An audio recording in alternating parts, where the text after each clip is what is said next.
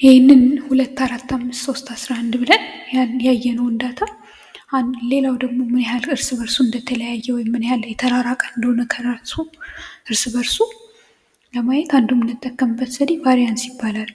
ቫሪያንስ ሲምቦሉ ሲግማ ስኩዌር ነው እና ብዙ ጊዜ የምንጠቀመው ቫሪያንስን አይደለም፣ ሲግማ የሚባል ኳንቲቲ አለ።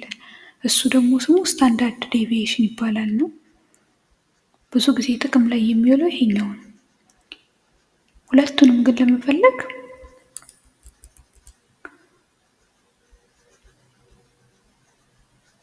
ተመሳሳይ ስቴፖችን ነው የምንጠቀመው እና መጀመሪያ እንደሚታየው መጀመሪያ ቫሪያንሱን ካገኘን በኋላ የቫሪያንሱን ስኩዌር ሩት በመውሰድ ነው ስታንዳርድ ዴቪዬሽን ላይ የምንደርሰው ነው።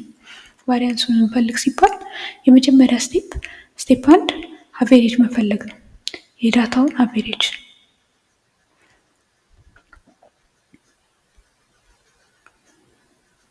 የዚህን ዳታ አቬሬጅ ለመፈለግ ማድረግ ያለብኝ ቁጥሮቹን ደምሬ በብዛታቸው ማካፈል ነው።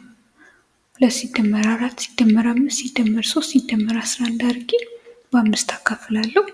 2 እና 4 6 11 11 እና 3 14 14 እና 11 25 ስለዚህ 25 ሲካፈል ለ5 25 ይኖረኛል። ከላይ በ5 አካፍለው 5 ይሰጠኛል ማለት ነው እና ይሄ አቬሬጅ ነው ማለት ነው።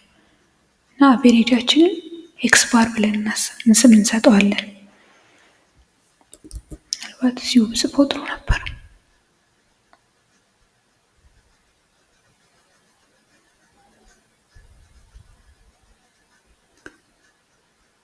ኤክስ ባር የሚለውን እንደዚህ እናደርጋለን። አሁን ከዚህ በኋላ ቴብል እንሰራለን እና የምንሰራው ቴብል ላይ አንደኛ ኤክስ የሚል ሮ ኮለም ይኖረኛል። ኤክስ ላይ የማስገባው ራሳቸውን ዳታዎቹን ነው የተሰጡትን ማለት ነው። 2 4 5 3 እና 11 ሁለተኛው ኮለም ላይ ማስገባው እነሱን ቁጥሮች ከአቬሬጁ ላይ ከነሱ ቁጥሮች ላይ አቬሬጁን እየቀነስኩኝ ነው እና ይሄ አንዳንዴ ፖዚቲቭ አንዳንዴ ኔጌቲቭ ይመጣል። ምክንያቱም ከ5 የበለጠ ቁጥር አለ፣ ከ5 የሚያንሱም ቁጥሮች አሉ እና ይሄንን እያደረኩ ስሞክር ይሄኛው አቬሬጅ 5 ስለሆነ ከ2 ላይ 5 ይሆንና ከ2 ላይ 5 ኔጌቲቭ 3 እንዲሁ በጽፈው ይሻላል ማለት ከ2 ላይ 5 ኔጌቲቭ 3 ይሰጠኛል። ታዲያ ሁለተኛው ጋር እንደዚሁ እቀጥላለሁ። ከ4 ላይ 5 ኔጌቲቭ 1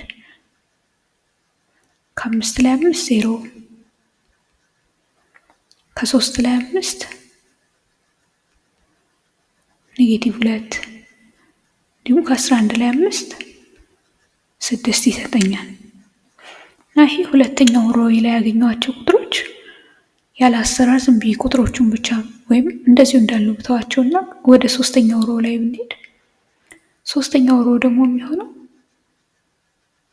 እዚህ ጋር ያገኘኋቸውን ቁጥሮች ስኩዌር ማድረግ ነው። ይኸውም ኔጌቲቭ እና ፖዚቲቭ ኔጌቲቮች እንዲጠፉልኝ ሁሉም ቁጥር ፖዚቲቭ እንዲሆንልኝ ነው። ይሄኛው እዚህ ጋር መጥቼ ይሰራ ኔጌቲቭ 3 የነበረው ስኩዌር ሳደርገው 9 ይሆናል። ኔጌቲቭ 1 የነበረው ስኩዌር ሳደርገው 1 ይሆናል። ወይም እንደዚህ በጽፎ ይሻላል ከቅድም እንደጻፍኩት ረጅም ነገር ስለሆነ ግራንዳን ኔጌቲቭ 1 ስኩዌር ደግሞ 1 ይሆናል። 0 ስኩዌር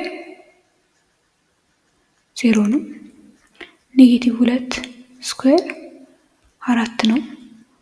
6 ስኩዌር 36 ነው እና እነዚህን ቁጥሮች አገኘው። ታዲያ እነዚህን ቁጥሮች ካገኘው በኋላ አሁን ሌላ አራተኛ መደዳ አልከፍትም፣ ግን እደምራቸዋለሁ ያገኘኋቸውና እያንዳንዳቸው እዚህ ጋር የተገኙትን ቁጥሮች በሙሉ ደምርና ይሄን የደመርኩትን 9 ሲደመር 1 10 10 ሲደመር 0 10 10 ሲደመር 4 14 14 ሲደመር 36 50 እዚህ ድምራቸው 50 ሰጠኝ ማለት ነው። ሁሉንም ከደመርኩኝ በኋላ እና ይሄ የተሰጠኝ ድምር